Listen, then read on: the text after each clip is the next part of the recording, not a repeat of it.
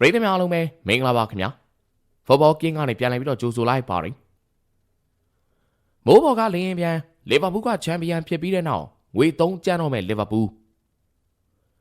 ပရီးမီယာလိချန်ပီယံဆုကိုပူနွေးနွေးရရှိထားခဲ့တဲ့လီဗာပူးတင်းကတော့လက်ထဲမှာဒုတ်ကလေးချောင်းရရှိသွားခဲ့ကြပြီးသူတို့တွေကကျန်းကျင်သလိုကျန်းပြီးတော့ရမ်းကျင်သလိုရမ်းလို့ရသွားခဲ့ကြပြီလို့ဆိုရမှာပါလီဗာပူးတင်းကနောက်19-20ဘောလုံးရသည့်နောက်ပိုင်းပရီးမီယာလိချန်ပီယံဆုကိုပြန်လည်ပြီးတော့ရယူခဲ့ကြတာဖြစ်သလိုမန်စီးတင်းရဲ့ပရီးမီယာလိမှာလွှမ်းမိုးနေမှုကိုလည်းရပ်တန့်ခဲ့ကြလည်းဖြစ်ပါတယ်။2024-25ပရီးမီယာလိချန်ပီယံလီဗာပူးတင်းကလာမယ့်ရာသီကြာလို့ရှိရင်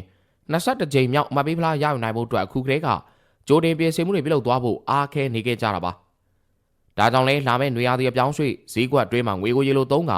စားမသစ်တွေခေါ်ယူသွားဖို့အတွက်ကြိုးပမ်းမှုတွေစတင်ပြီးပြုလုပ်နေခဲ့ကြတာဖြစ်ပါတယ်။လီဗာပူးတင်းကပြီးခဲ့တဲ့တနင်္ဂနွေနေ့ကစပါးသေးကို9-9နဲ့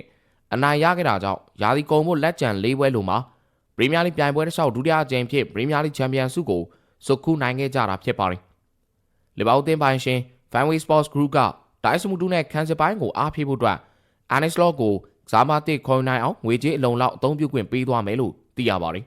။လီဗာပူးတင်းပိုင်ရှင်တွေဆိုတာတကယ်ကိုကတ်စီအိုးတွေလို့ဆိုရမှာဖြစ်ပြီးတော့သူတို့ရဇာမခေါ်ရွေးတွေမှာငွေကြေးသုံးဆွဲမှုတွေပြုလုပ်ဖို့အတွက်ငွေကြေးသုံးဆွဲမှုတွေကိုတိတ်ပြီးတော့ပြုလုပ်ချင်ကြသူတွေမဟုတ်ဘူးလို့ဆိုရပါလိမ့်မယ်။ iBet ခွန်ရှိကို 1xBet တို့ကိုနိုင်ငံတကာပေါက်ကြီးတိုင်း football game မှာကစားလို့ရပါပြီ။ 1xBet အကောင့်ဖွင့်သူတိုင်း promo code FBK ခွန်3လုံးကိုအသုံးပြုပြီးတော့100% bonus ရယူကစားလို့ရအောင်လည်းသတင်းပေးပြစေ။ football game မှာကစားခြင်းနဲ့ဆိုတော့ဖုန်းနံပါတ် Viber 3996 လုံးခွန်3လုံး53လုံးကိုဆက်သွယ်နိုင်တော့ကွန်မန့်ထဲမှာချပေးထားတဲ့ Telegram link ကိုလည်းလက်အောက်စုံစမ်းမေးမြန်းနိုင်ပါတယ်ခင်ဗျာ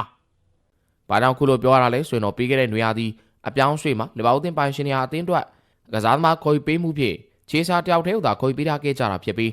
အဆိုပါခေါ်ယူမှုမှာလည်းပရိသတ်တွေရဲ့ဝေဖန်ပြစ်တင်မှုတွေနဲ့ရင်ဆိုင်သွားမှာကိုဆိုတဲ့အတွက်ခေါ်ယူပေးခဲ့ကြတာလည်းဖြစ်ပါတယ်။သူတို့ခေါ်ယူပေးခဲ့တဲ့ခြေစားကလည်းတရားစီလုံးနှီးပါဒဏ်ရာပြဿနာတွေနဲ့သာနှစ်ပါးသွားနေခဲ့တာဖြစ်ပြီးတော့နီးပြအောင်ဂျာညင်ကလော့လက်ထက်ကခြံထားခဲ့တဲ့ကစားမအစုဖွဲ့နဲ့အာနီစလော့ဟာအကောင်းဆုံးစွမ်းဆောင်ပြသွားခဲ့တာပါ။တကယ်တမ်းလီဗာပူးအသင်းရဲ့ပရီးမီယာလိချန်ပီယံဖြစ်ခဲ့ခြင်းဟာနီးပြအာနီစလော့ရဲ့ကောင်းမွန်တဲ့နီးစနစ်တွေတောင်ဖြစ်သလိုအသက်ကြီးပေမဲ့ပြည့်စည်တဲ့တိုင်းစစ်ကစားမဖြစ်သူမိုဟာမက်ဆာလာရဲ့ခြေစွမ်းပြသမှုတွေအကြောင်းလို့ဆိုရမှာပါ။မိုဟာမက်ဆာလာရဲ့ဒီယာသည်လီဗာပူးအတွက်ဂိုးပိုင်ပတ်သက်မှုကတော်လေးကိုအားသိဖို့ကောင်းနေခဲ့ပါတယ်။နောက်ပြီးဒီလိုကစားမတယောက်ကိုလီဗာပူးတို့စာချုပ်သစ်ချုပ်ဆိုလိုက်နိုင်တာကလည်းကောင်းမွန်တဲ့လှုပ်ဆောင်မှုတစ်ခုဖြစ်လာခဲ့ပြီးတော့လာမယ့်ရာသီမှာလည်းလီဗာပူးအသင်းဟာပရီးမီယာလိချန်ပီယံဆုကိုဆက်ပြီးတော့စိန်ခေါ်မဲ့အသင်းဖြစ်နေဆက်ပြီးမြင်တွေ့သွားဖို့ရှိနေကြတာပါ။အဲလိုမြင်တွေ့သွားဖို့အတွက်ကိုလည်းလီဗာပူးအသင်းဟာအသင်းရဲ့ကစားမအင်အားကိုမြင့်တင်သွားဖို့ကြိုးပမ်းမှုတွေစတင်ပြီးပြုလုပ်နေခဲ့ကြတာဖြစ်ပါတယ်။အခုလောဆယ်လီဗာပူးအသင်းဟာဘုံပေါင်းလူငယ်နောက်ခံလူတွေဖြစ်ကြတဲ့ကာကတ်စ်ဒင်းဟန်ဆန်တို့ကိုပြတ်မှတ်ထားနေလို့